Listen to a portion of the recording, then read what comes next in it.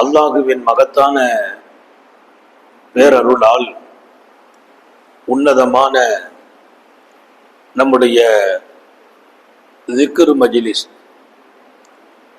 உண்மையிலேயே அல்லாஹுவோடு நாம் இருக்கும் நேரம் என்று பார்த்தால் இல்லை, அவன் நம்மோடு இருக்கும் நேரம் என்று நாம் பார்த்தால்,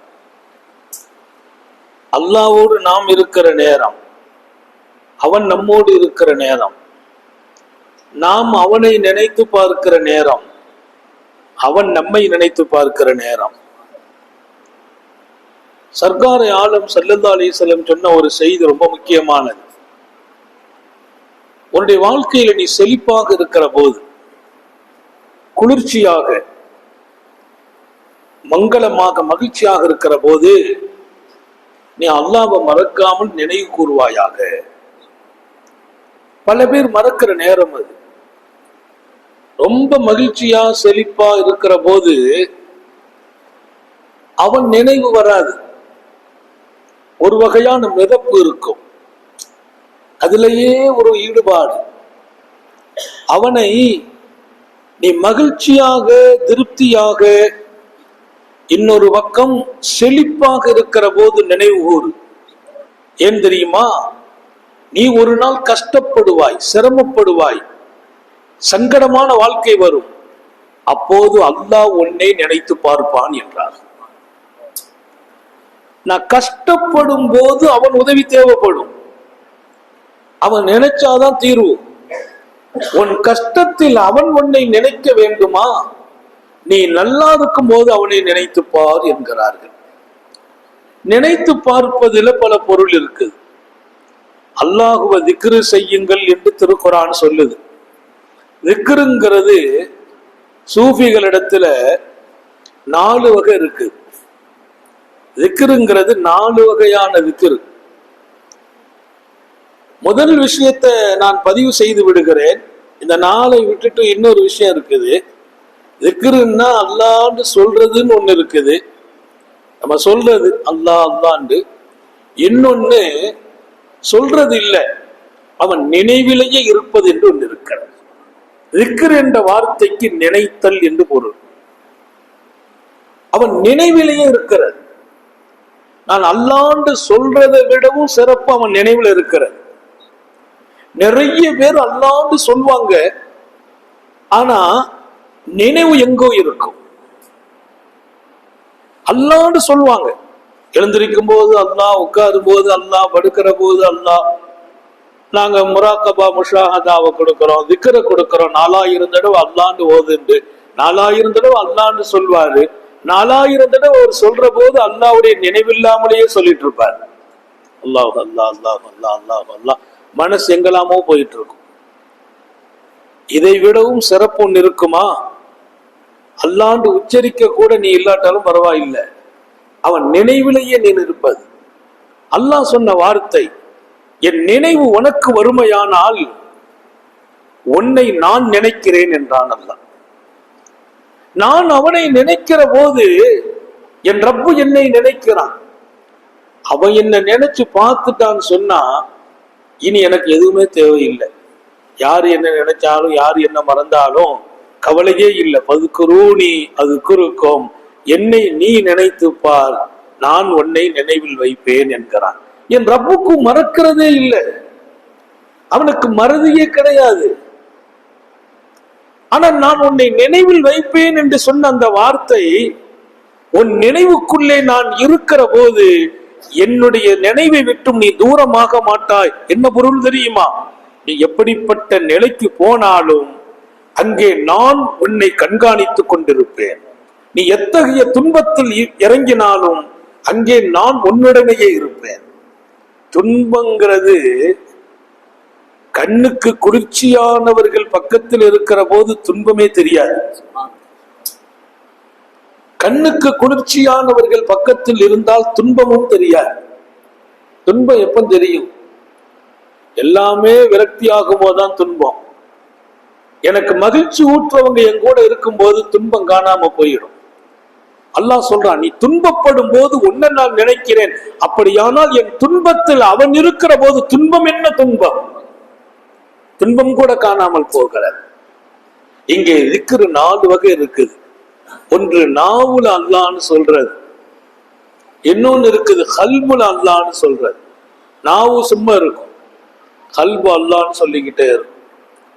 நம்ம எங்கெல்லாமோ இருப்போம், வீட்டுல இருப்போம், மனைவியோடு இருப்போம், பிள்ளைங்களோடு இருப்போம். ஜுனைதுல் பக்தாதி ரஹ்மத்துல்லாஹி அலைஹி சொல்வாங்க, நான் 30 ஆண்டுகள் மக்களோடு இருக்கிறேன், உரையாடுகிறேன். அவர்கள் நினைக்கிறார்கள் நான் அவர்களோடு உரையாடி கொண்டிருக்கிறேன் என்று. உண்மை என்ன தெரியுமா? நான் 30 ஆண்டுகளும் அல்லாஹ்வோடு இருந்தேன் என்றார். 30 ஆண்டுகள் நான் மக்களோடு இருக்கிறேன், உரையாடுகிறேன். நான் அவர்களோடு இருப்பதாக நினைக்கிறார்கள். இல்லை, நான் அல்லாஹ்வோடு இருந்தேன். உரை இங்கே நடக்கும், பேச்சு இங்க பேசுவாங்க, இங்க பார்ப்பாங்க, கல்பெல்லாம் அல்லாஹ்வோடு இருக்கும். அது எவ்வளவு பெரிய வாழ்க்கை! நாங்க கல்ப திக்ரியையும் கொடுப்போம். நாவுல செய்து செய்து பழக்கப்பட்ட பின்னால இன்னைக்கு கூட நம்ம சகோதரிகள் தாய்மார்களுக்கு கல்ப திக்ரிய கொடுத்தோம். கல்பு அல்லான்னு சொல்லிக்கிட்டு இருக்கோம். நம்ம படுக்கும் போது கூட கண்ணை பொத்திரும், கல்பு அல்லான்னு சொல்லிக்கிட்டாரு. உறக்கம் பூரா பறக்கத்தாகாதா? அந்த நிலையில மௌத்து வந்தா அல்லாண்டு தானே மௌத்து வரும். எவ்வளவு பெரிய பாக்கியம்! இன்னொன்னு இருக்கு, திக்ரே ரூஹிம்பா. உடம்பு எங்கெல்லாம் நான் அசைவோடு இருக்கிறேனோ அங்கெல்லாம் ரூஹு ஓடுது. ரூஹுங்கிறது எங்க இருக்கு? எல்லா இடத்துலையும், கையில, கால்ல, உடம்பு பூரா ஓடுற ஒரே ஒரு பொருள் ரூஹு. ரூஹு அல்லான்னு சொல்லிக்கிட்டே இருக்கிற ரூஹிம்பாங்க. ரூஹு அல்லான்னு சொல்றது. அப்ப உடம்பு பூரா அல்லாஹ். சாலிஹீன்கள் படுத்திருப்பாங்க, படுத்து அவங்க எழுந்திருச்ச பின்னால பெட் அல்லான்னு சொல்லுவாங்க. பெட்ல அல்லாஹ் அல்லான்னு சத்தம் வரும். ஏன்? அந்த உடம்பு பூரா அல்லாஹ் அல்லான்னு சொல்லிக்கிட்டு இருந்த உடம்பு படுத்த பெட்டு மனிதன் எங்கே சேருவானோ அங்கே அதனுடைய அசரா தெளிச்சு. நான் கொஞ்ச நேரம் உட்கார்ந்து இந்த சேர்ல இருந்து எழுந்திருச்சே வைங்க, நீங்க வந்து உட்காரும் போது சேர்ல சூடு இருக்கும். அந்த சூடு என் உடம்புல உள்ள சூடு, என் உடம்புல உள்ள சூடு நான் எழுந்திருச்ச பின்னாலும் சேர்ல இருக்கும். அதே மாதிரி உடம்பு பூரா ஓடுகிற அந்த ரூஹு அல்லாஹ் அல்லான்னு சொல்ல அவங்க படுத்துட்டு எழுந்திருச்ச பின்னாலும் அந்த பெட்டு அந்த உடம்ப தாங்கி இருந்துச்சு. பாத்தீங்களா? பெட்டு அல்லாஹ் அல்லான்னு சொல்லு. சஹாபாக்கள் சாப்பிடுறாங்க, அவங்க சாப்பிட்ட தட்டும் அல்லான்னு சொல்லிச்சான். கையில் அள்ளிய உணவு அல்லான்னு சொல்லிச்சு. ஹதீஸ்ல வருது. உடம்பு பூரா எவ்வளவு பெரிய பாக்கியம்! அல்லாஹ் நம்ம எல்லாருக்கும் தௌபீக் செய்யட்டும். நம்ம அந்த கட்டத்துக்கெல்லாம் போகணும். இன்னைக்கு நம்ம நிலைமையெல்லாம் அல்லாஹ் அல்லான்னு இருக்கிற சொல்றது மட்டும்தான் இருக்கு. கல்புல கூட கொண்டு வர முடியல, ரூஹுல கொண்டு வர முடியல. அந்த நிலை வந்துச்சு வைங்கள, நம்ம கை ஒருத்தட்ட முசாபா செய்தோம்னா அந்த பரக்கத்து அவரு கையிலையும் திக்ருடைய பவர் போயிடும். ஏன்னா இந்த கை அல்லான்னு சொல்லிக்கிட்டே இருக்கும். அல்லாஹ், உலகத்தில் ஒவ்வொரு பொருளும் அல்லான்னு சொல்லுதுங்கிறான். அல்லாஹ், எல்லாமே அல்லான்னு சொல்லுது. அதை கேட்கிற நசீபு சில பேருக்கு கிடைக்கும், பல பேருக்கு கிடைக்காது. எனவே திக்ரு என்கிற அந்த வாழ்க்கை ஒரு இனிமையான வாழ்க்கை. அது நாவோடும் இருக்க வேண்டும், உள்ளத்தோடும் இருக்க வேண்டும். இன்னொரு பக்கம் நினைவாக மாறிவினாதான் சொன்னேன். நம்ம நினைவு பூரா அல்லாண்டு இருக்கிறது. அதான் அல்லாஹ் சொன்னான், என்னுடைய நினைவு உனக்கு இருக்கிற போதெல்லாம் உன்னை நான் மறக்கிறது இல்லை. என் ரப்பு என்ன மறக்கலன்னா அதை விட இன்னொரு வாழ்க்கையில குழுமை இருக்க முடியுமான்னு கேட்கிறேன். நமக்கு நெருக்கமான நல்ல நண்பர், வளமானவர், பொருளாதாரத்துல மேம்பட்டவர், அதற்கு ஒன்னும் கவலைப்படாதீங்க, நான் உங்களை எப்போதும் ஞாபகம் வச்சுக்கிறேன்னு சொல்லிட்டா நமக்கு ஒரு நிம்மதி கிடைச்சது. பரவாயில்லை, அவர் இருக்கிறார், அவரு சொன்னா சொல்ல காப்பாற்றுவார், கரெக்டு தான். ஆனா எத்தனை வருஷம் அவர் இருப்பார்? ஹயாத்து கேரண்டி இல்லையே. நான் எப்படி அவரை முழுசா நம்புறது? இத சொல்றார். அது ஒண்ணும் கவலைப்படாது ஹஜ்ரத், நான் இருக்கேன். ஆனா அவர் செழிப்பா இருக்கிறார், பொருளாதாரத்துல மேல இருக்கிறார், அவ்வப்போது நம்மை நினைவுபடுத்திக் கொள்கிறார். அது நமக்கு ஒரு மகிழ்ச்சியா இருக்கும். அல்லாஹ் சொல்றான், வத்தவக்கல் அலல் ஹய்யில் லதீ லா யமூத். ஏப்பா நீ என்ன நம்பு, நான் உங்க கூட இருக்கிறேன். நான் யாரு தெரியுமா? எனக்கு மௌத்தே வராதுங்கிறான். என்ன நம்புன்னு சொல்லும் போது வத்தவக்கல் அல் ஹய், உயிரோடு இருக்கிறவனை நம்பு. நம்பன நம்பலாம், தாயை நம்பலாம், பிள்ளைகளை நம்பலாம், எல்லாம் நமக்கு ஒத்துழைப்பாங்க. ஆனால் நான் உயிரோடு இருப்பேன், அவர்கள் மௌத்தாகுவார்கள். அல்லாஹ் நான் உயிரோடு இருப்பேன்னு சொல்லி நிப்பாட்டல்ல. ஹய்யில் லதீ லா யமூத், மௌத்தே வராத உயிருள்ளவன் நான். நீ ஹயாத்துல வாழ்ந்து உன் ரூஹு பிரிகிற வரைக்கும் உன் கூட நான் இருப்பேன். உங்க வாப்பா சொன்னாரு, அல்லது உன் மகன் சொல்றான், வாப்பா உங்க கடைசி வரைக்கும் நான் இருப்பேன், கவலைப்படாதியோ. உனக்கு எவ்வளவு தைரியமா இருக்கு, என் புள்ள கடைசி வரைக்கும் இருப்பேன்னு சொல்லிட்டான். எத்தனை பிள்ளைங்க வாப்பாவுக்கு முந்தி போயிடுறாங்க, எத்தனை பிள்ளைங்க கொடுத்த வாக்க காப்பாத்துறது இல்லை, எத்தனை பிள்ளைங்க கொடுத்த வாக்க காப்பாத்துறது இல்லையே. அத்தா நீங்க கவலைப்படாதீங்க, கடைசி வரைக்கும் இருப்பேங்கிறான். கல்யாணம் முடிச்சதோட கொஞ்சம் பின்னால போயிடுறான்.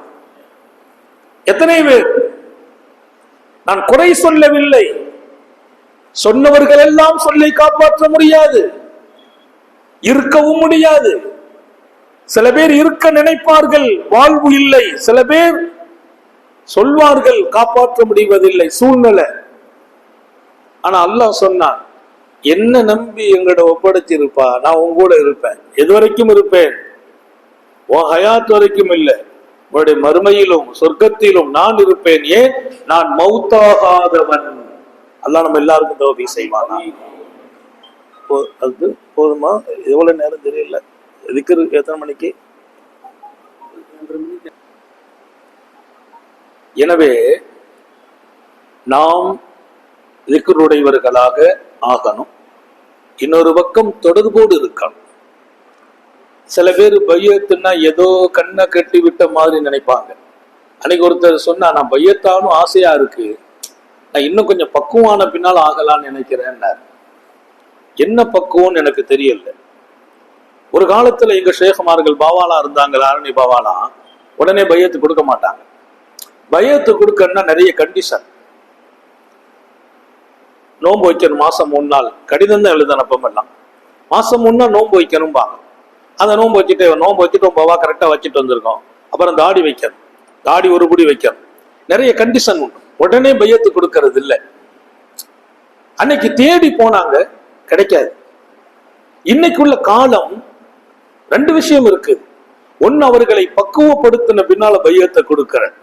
இன்னைக்கு வாழ்க்கையில் தடம் புரண்டு போகிற மக்கள் நிறையவே இளைஞர்கள் மாறிவிட்டதாலே இப்போது ஒரு காலம், நாங்கள் இப்போது செய்வதெல்லாம் பையத்தை கொடுத்து அந்த பரக்கத்தால் அவனை மாத்திடுறது.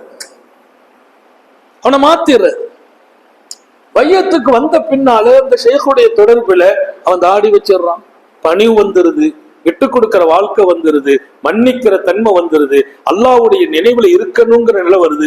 இன்னொரு விஷயம் உங்களுக்கு நான் சொல்வேன், பையத்தான பின்னால் அல்லாஹ் கொடுக்கிற பாதுகாப்பு, அவன் வழிகேட்டுக்கு போக மாட்டான்.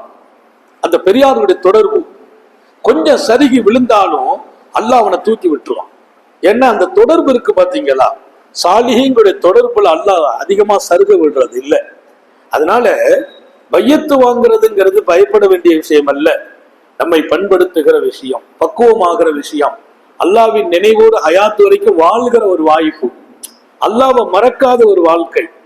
திக்ரு என்பது நம்முடைய உணர்வாகும்.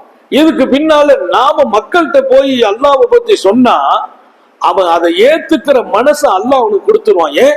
அந்த நினைவுல நான் இருப்பதால் நான் சொல்பவர்களுக்கு அந்த நினைவு நசீபாய். இது ஒரு பெரிய வாழ்க்கை. அப்போ முதல் விஷயம். 2வது மிக முக்கியமான விஷயம், இந்த தொடர்பிலே அல்லாஹ்வுடைய நினைவு. அந்த நினைவை தான் நான் சொன்னேன். அவன் நினைவுல நீங்க இருக்கிற போது அவன் நம்ம நினைச்சுக்கிறான். அவன் நம்ம நினைச்சிட்டான்னா வாழ்க்கை வசந்தமும் பசந்தும். 2வது விஷயம் மிக முக்கியமானது, பையத்துக்கு பின்னால கட்டாயம் வரணும். வரலன்னா நம்ம வர வைக்கணும். போதுங்கிற மனசு வந்துடும். வரல, இன்னும் அவங்க முழுமையாகாம இருக்கிறாங்கன்னு அர்த்தம். போதுங்கிற மனசு, எது கிடைத்தாலும் போதும், இன்னொருங்கள்ட்ட கேட்கணுங்கிற எண்ணமே வரக்கூடாது. இன்னொருத்தங்கள்ட்ட போய் கேட்கணும், கடன் வாங்கி சமாளிச்சிருவோம், கடன் வாங்கும் என்ன வரக்கூடாது, கேட்கணும்னு என்ன வரக்கூடாது. அல்லாஹ்வை தவிர யார்கிட்டையும் நம்ம கஷ்டத்தை சொல்லவே கூடாது. பயத்துக்கு பின்னால் அந்த வாழ்க்கையை ஷேகுமார்கள் ஹயாத்தாக்கிடுவாங்க. ஷேகுமார்களுடைய வேலை என்ன? ஒரு மனிதனுடைய நிலை, தேவை, துன்பம் அல்லாஹ்வுக்கு அவனுக்கு மத்தியில மட்டும்தான் இருக்காங்க. சஹாபாக்களுடைய வாழ்க்கையில 2 நாள் 3 நாள் சாப்பிடாம இருப்பாங்க அந்த பெருமக்கள். ஆனால் வீட்டை விட்டு வெளியில வர்ற போது தலையில என்ன வைப்பாங்க, உதடுல என்ன தேய்ச்சிட்டு வருவாங்க. ஏன் உதடுல என்ன தேய்க்கிறீங்க? உதடு காஞ்சி சாப்பிடல, ஒண்ணு இல்லைன்னா உதடு காஞ்சி இருக்கும். 4 பேரு நான் 2-3 நாள் பசியா இருக்கிறேன்னு தெரிஞ்சிடக்கூடாது, நானும் செழிப்பா இருக்கிறேன்னு காட்டுறதுக்கு உதடுல என்ன தேய்க்கிறேன். கஷ்டத்தை மறைக்கிற பெருமக்கள். அவங்கள பார்த்தீங்கன்னா ரொம்ப ஆனஸ்டா இருப்பாங்க. வெளியில வரும்போது நல்ல ட்ரெஸ்ஸோடு வருவாங்க. ஏதோ ஒரு பெரிய பணக்காரர்கள் என்று அவங்களுக்கு தெரியாதவங்க நினைச்சுக்கிடுவாங்களாம். இவங்க எல்லாம் பெரிய பணக்காரங்க போல தெரியுது. ஆனா அவங்க யாரு? மிகப்பெரிய ஏழைகள். சாப்பிட கூட வழி இருக்காது. அல்லாஹ் அந்த சஹாபாக்களை பாராட்டுவான். அவர்கள் ஏழைகள், அவர்களை தெரியாதவர்கள், இவர்கள் எல்லாம் பெரிய பணக்காரர்கள் என்று எண்ணும் அளவிற்கு தங்களுடைய வறுமையை மறைத்து வாழ்வார்கள். குர்ஆன் சொல்லு, வறுமையை காட்டுறது இல்லை. வசதியும் செழிப்பும் வரும் போதும் போதுங்கிற எண்ணம் இருக்கும். இன்னைக்கு வசதி வந்த பின்னாலும் பல பேருக்கு போதுங்கிற எண்ணம் வர்றது இல்லை. போதுங்கிற எண்ணம் வரலன்னா அவர் இருப்பதில் கஞ்சனாக மாறுவார். கொடுக்கிற மனசு வராது. ஏன்னா அவருக்கு போதுங்கிற மனசு வரல. போதுங்கிற மனசு வரல, கொடுக்கிற மனசும் வராது. போதுங்கிற மனசு வந்தால் அவர் பணக்காரராக இருப்பார், கொடுக்கிற மனசு வரும், இருப்பது திருப்தியானது என்ற நினைப்பு வரும். இன்னைக்கெல்லாம் கோடிக்கு மேல நடக்கிற பல பேரும் இன்னும் அதை பொருந்தி திருப்தி படல. இன்னும் கொஞ்சம் இருந்தா நல்லா இருக்குமேங்கிற அந்த நிலை. நல்லா சம்பாதிக்கிறார், அவர்கிட்ட போய் எப்படி இருக்கிறீங்க? பரவாயில்ல, இன்னொன்னு ஒரு 2 கார் வாங்கணும் வச்சிருக்கேன், அதுக்கு மட்டும் ஒரு வாய்ப்பு, துவா செய்யுங்க ஹதரத்துங்கிறார். அப்ப இப்ப எத்தனை கார் இருக்கு? இப்ப எங்க பிள்ளைகள் எல்லாத்துக்கும் மொத்தம் ஒரு 7 கார் நிக்குது. இப்ப மகனுக்கு ஒரு கார் இருக்குது, பேத்திக்கு ஒரு கார் இருக்கு, பேரனுக்கு ஒரு கார் இருக்கு, இன்னும் 2 கார் வாங்கணும். அது எல்லாம் எப்படி காருங்கிறீங்க? ஒவ்வொரு காரும் அது கோடிக்கு மேல நடக்குது. போதும் என்கிற மனம் இல்லாதவர்கள் மிகப்பெரிய வசதி வாய்ப்பு இருந்தும் அவர்கள் நிம்மதியாக வாழவில்லை. ஸல்லல்லாஹு அலைஹி வஸல்லம் சொன்ன ஒரு ஹதீஸை நான் ரொம்ப வியந்து பார்த்தேன். மையக்ஃபலுலி அல்லாஹ் யஸ்அல் அஹதன் ஷையா, யார் எனக்கு பொறுப்பெடுப்பீர்கள்? என் வாழ்க்கையில் எந்த காலத்திலும் யாரிடத்திலும் என் தேவையை போய் சொல்ல மாட்டேன், கேட்க மாட்டேன் என்று யாராவது பொறுப்பெடுக்கிறீர்களா? பெருமானார் கேட்கிறாங்க பொது அரங்கில். எனக்கு கஷ்டம், நான் ஒருத்தட்ட போய் சொல்ல மாட்டேன், தேவைன்னு கேட்க மாட்டேன், என் பிரச்சனை போய் அவர்கிட்ட சொல்ல மாட்டேன், யாரிடத்திலும் எதையும் கேட்க மாட்டேன் என்று யார் கையை தூக்குங்கன்னா? எப்பவுமே கேட்கக்கூடாது, எந்த கஷ்டத்தையும் கேட்கக்கூடாது, எந்த தேவை இன்னொருத்தர் போய் சொல்லக்கூடாது, இருக்கிறத கொண்டு போதுமாக்கி வாழணும். யார்? சையதுனா ஸௌபான் ரலியல்லாஹு அன்ஹு நான் கையை தூக்குனாங்க. அவருக்கு நான் பொறுப்பு, அவர் சொர்க்கம் வருவார் என்றார். எங்க என் தேவையை போய் நான் அல்லாஹ்வை தவிர இன்னொருத்தட்ட கேட்கலன்னா அதுக்கு கூலி சொர்க்கம் என்றால், சொர்க்கத்தை கொடுக்கிற அல்லாஹ் இங்கயா என்ன பட்டினி போட போறான்? சோதிப்பான் அல்லாஹ். ஆனா அந்த சோதனை தண்டனைக்கு அல்ல, என் தரஜாவை உயர்த்துகிற அந்த சோதனை என் தரஜாவை உயர்த்துவதற்கு அல்லாஹ் கொடுத்த பரீட்சையே தவிர அல்லாஹ்வின் தண்டனை அல்ல. போதுங்கிற மனசு. மிகப்பெரிய பஞ்சம் ஏற்பட்டுச்சு உமர் ரலியல்லாஹு அன்ஹு காலத்துல, மிகப்பெரிய பஞ்சம். மதீனாவே சாப்பாடு வழி இல்லாம போச்சு. ரசூல் ஸல்லல்லாஹு வாழ்ந்து கொண்டிருக்கிற பூமி, ரசூல் ஸல்லல்லாஹு வாழ்ந்திருக்கிற பூமி, பசி பட்டினி, ஆடு மாடெல்லாம் மௌத்தா போகுது, உண்ணுவதற்கு ஒண்ணும் இல்லை. மதீனா வாசிகள் அவ்வளவு சிரமப்படுறாங்க. நீங்க புரிஞ்சுக்கிடணும், அல்லாஹ்வுடைய சோதனைங்கிறது எல்லாருக்கும் உண்டு, எல்லா இடத்துக்கும் உண்டு. மதீனாவை போய் அல்லாஹ் சோதிக்கிறான்னா சர்க்காரை ஆளும் ஆழ்ந்து கொண்டிருக்கிற பூமி அல்லவா, உமரது எல்லாம் ஆட்சி காலம் அது. அந்த நேரம் மதீனாவின் பணக்காரர் அல்ல, உலக பணக்காரர்களில் ஒருவர் அப்துல் ரஹ்மான் இப்னு அவுஃப் ரலியல்லாஹு அன்ஹு அவர்களுக்கு வெளிநாட்டிலிருந்து அவர்களுடைய சரக்கு வந்து இறங்குகிறது. சரக்கு வருகிறது. அந்த சரக்கை எதிர்பார்த்துக்கிட்டு இருக்காங்க வியாபாரிகள். அதை வாங்கிடுவோம், கொடுத்துருவோம் அப்படின்ட்டு. அவங்க சொன்னாங்களா, நான் யாருக்கும் இதை விற்பனைக்கு கொடுக்கவில்லை என்றாங்க. டோட்டலா அவ்வளவு பேருக்கும் மனசு கஷ்டமா போச்சு. விற்பனைக்கு இல்லைன்னு ஒரு அறிவிப்பு செய்துட்டாங்க. ஏன்னா அந்த சரக்கு வந்து மதீனாவுடைய சந்தைகளில் இருக்கும், அது கடைகளில் இருக்கும், வியாபாரிகளுக்கு போகும், அதை கொண்டு ஊரு பசுமையாயிடும். ஆனா விற்பனைக்கு இந்த சரக்கு இல்லைன்னாங்க. என்ன சொல்றாங்க, அப்துல் ரஹ்மான் இப்னு அவுஃப் எவ்வளவு பெரியவங்க, இந்த மாதிரி காலகட்டத்தில் விற்பனைக்கு இல்லைன்னு அவங்க என்ன செய்ய போறாங்க? அவ்வளத்தையும் வச்சு மூடி வச்சு சேர்த்து வச்சு நாளைக்கு வரவு கூடின பின்னால அல்லது லாபம் கூடின பின்னால எதிர்பார்க்கவாங்களா? அப்படி மனுஷன் இல்லையே. அவங்க சொன்னாங்க, இத்தனையும் அல்லாஹ்வுக்காக மதீனா வாசிகளுக்கும் இங்கே கஷ்டப்படுகிறவர்களுக்கும் நான் அன்பளிப்பாக கொடுக்க போகிறேன். எவ்வளவு வந்துச்சு? 700 ஒட்டகம். 700 ஒட்டகம் நிறைய சரக்குகள், உண்ணும் உணவுகள். ஒரு ஒட்டகம் பல 100 கிலோவை சுமக்கும்.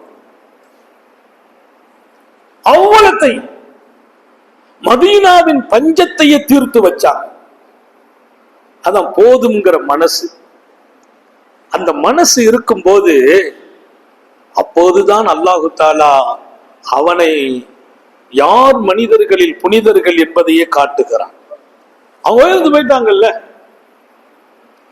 ஆயிஷா ரலியல்லாஹு அன்ஹா சொல்வாங்களாம், அல்லாஹு தஆலா அப்துல் ரஹ்மான் இப்னு அவுஃபுக்கு ஜஞ்சபீல் சன்னா, சோவனத்தினுடைய ஜஞ்சபீல் பானத்தை புகட்டட்டும் என்றார்கள். சோவனத்துல ஜஞ்சபீல் ஒரு பானம் இருக்கு. ஜஞ்சபீல்னா இஞ்சி, இஞ்சி சாறு அப்படிலாம் அர்த்தம் கொடுக்க முடியாது. ஜஞ்சபீல் ஒரு பானம், அது சொர்க்கத்து பானம். அதுக்கு என்ன ருசி, என்ன சுவை, அது இன்ஷா அல்லாஹ் அங்க குடிச்சிட்டு உணருவோம். அந்த பானம் அப்துல் ரஹ்மான் இப்னு அவுஃபுக்கு அவங்களுக்கு அல்லாஹ் கொடுக்கட்டும்னா. யாரு? ஆயிஷா நாய். என்ன அவர்களினுடைய பணமும் செல்வாக்கும் செழிப்பும் நபி பெருமானார் ஸல்லல்லாஹு அலைஹி வஸல்லத்தின் குடும்பம், அவர்களுடைய மனைவியான எங்களுக்கு அவர்கள் அத்தனையையும் எங்களின் பேரிலே மிகப்பெரிய சொத்து வாங்கி நபியின் மனைவியர்கள் இதை அனுபவிக்கணும்னு கொடுத்தாங்க. நபியினுடைய மனைவியர்களுக்கு அவங்க கொடுத்த சொத்தினுடைய அளவு என்ன தெரியுமா? 40,000 தீனார். 40,000 தீனார். அவங்க அந்த அந்த இடத்தை பெரிய பிரம்மாண்டமான பல 100 ஏக்கர் நிலம் அவ்வளத்தை வித்தாங்க. வித்து 40,000 தீனார். ஒரு தீனார்னா முதல்ல நான் ஞாபகப்படுத்துகிறேன், 4.25 கிராம் தங்கம். ஒரு தீனார் 4.25 கிராம். 100 தீனார் என்றால் 425 கிராம். 100 தீனார் 425 கிராம். இப்ப 1000 தீனார் எவ்வளவு? 40,000 தீனார். எத்தனை 1000 கோடி. அந்த சொத்தை வித்து இது ரசூலுல்லாஹி ஸல்லல்லாஹு அலைஹி வஸல்லம் மனைவியர்களின் எதிர்காலத்துக்காக வழங்குகிறேன். அதுக்கு கிடைச்ச கிஃப்ட் என்ன? அந்த மனைவி ஆயிஷா நாய் சொல்றாங்க, அல்லாஹ் இதுக்கு பகரமாலாம் துன்யாவுல அப்துல் ரஹ்மான் இப்னு அவுஃபுக்கு நாங்க ஒன்னும் துஆ செய்ய முடியாது. சொர்க்கத்து ஜஞ்சபீலையும் அல்லாஹ் கொடுக்கட்டும். இதெல்லாம் போதுங்கிற மனசு இருந்தா மட்டும்தான் கிடைக்கும். அல்லாஹு தஆலா இந்த பெரியார்களின் தொடர்பில போதுங்கிற மனசை நமக்கு நசீபாக்குவானாக. அரபி பழமொழி ஒண்ணு இருக்கு, சொல்லி முடிச்சுக்கிறேன். போதுங்கிற மனசுனா என்னன்னு தெரியுமா கேட்கிறாங்க. அல் கனாத்து மிஃப்தாஹுர் ராஹா, போதும் என்ற மனம் நிம்மதியின் திறவுகோல் என்றார்கள். அரபி பழமொழி. போதும் என்ற மனம் நிம்மதியின் திறவுகோல். போதும், இன்னைக்கு எனக்கு ரிஸ்க் கிடைச்சு போச்சு, இன்னைக்கு எனக்கு இருக்கிற பணம் போதும், இருக்கிற இது போதும், அது போதும் அப்படின்னு நீங்க சொல்றீங்களா? நீங்க நிம்மதியா இருக்கிறீங்க. இவ்வளவு வந்திருக்கா, சரி இன்னும் ஒரு 1000 வரும்னு நினைச்சேனே அப்படிங்களா? உங்களுக்கு கிடைச்சது 10,000. 10,000த்துல நிம்மதியா இருக்க மாட்டீங்க. போதும் என்ற மனம் நிம்மதியின் சாவி என்றார்கள் அரபி பழமொழியில். அல்லாஹ் அந்த மனசை நீங்களும் நானும் பெற வேண்டும், பெற்று வாழ வேண்டும். படைத்தவன் அல்லாஹ் தௌஃபீக் செய்வானாக. 2 சப்ஜெக்ட் தான். அவன் நினைவு நமக்கு இருக்கிற போதெல்லாம் அவன் நினைவில் நாம் இருக்கிறோம். போதுங்கிற மனசு இருக்கிற போதெல்லாம் யார்ட்டையும் கேட்காத வாழ்க்கை, சொர்க்கத்தை நான் கேரண்டியா கொடுத்து கூட்டு சேர்த்துறேன் நாங்க ஸல்லல்லாஹு அலைஹி வஸல்லம். அல்லாஹ் இந்த மஜ்லிஸை கபூல் செய்யட்டும், பொருத்தி கொள்ளட்டும், சோதனையிலிருந்து பாதுகாப்பானாக. நீண்ட நெடிய நாட்கள் நோய் நொடிகள் இல்லாமல் உடல் ஆரோக்கியத்தோடு மனநிறைவோடு இன்பத்தோடு அல்லாஹுவை நின்று வணங்கி வழிபட்டு வாழும் நசீபையும் பாக்கியத்தையும் எல்லாம் அல்ல அல்லாஹ் உங்களுக்கும் எனக்கும், நம்மை ஈண்டெடுத்த தாய் தந்தையர்களுக்கும், நமது மனைவி மக்கள் உற்றார் உறவினர் யாவருக்கும் கொடுத்தருள் புரிவானாக. நம்முடைய பிள்ளைகளை கண்குளிர்ச்சியாக வாழச் செய்வானாக. கணவன் மனைவிக்கு இடையே மகிழ்ச்சி ஏற்படுத்துவானாக. குழந்தை இல்லாதவர்களுக்கு நம்முடைய பிள்ளைகளிலும் குழந்தை பாக்கியங்களை நசீபாக்குவானாக. யாரெல்லாம் கர்ப்பமாயிருக்கிறார்களோ சுகமாக குறையில்லாத குழந்தை பெற்றெடுக்க செய்வானாக. நமது உயிரினும் மேலான கண்மணி ஹாத்தமுன் நபியேன் சர்க்காரை ஆலம் சுந்தர நபிகள் ஸல்லல்லாஹு அலைஹி வஸல்லம் அவர்களை கனவிலும் நனவிலும் கண்டுகளிக்கும் பெரும் பாக்கியத்தை அல்லாஹ் நம் எல்லோருக்கும் கொடுத்தருள் புரிவானாக என்ற நல்ல துஆக்களோடு உங்கள் எல்லோருடைய துஆவை ஆதரவு வைத்து என் வார்த்தைகளை நிறைவுபடுத்த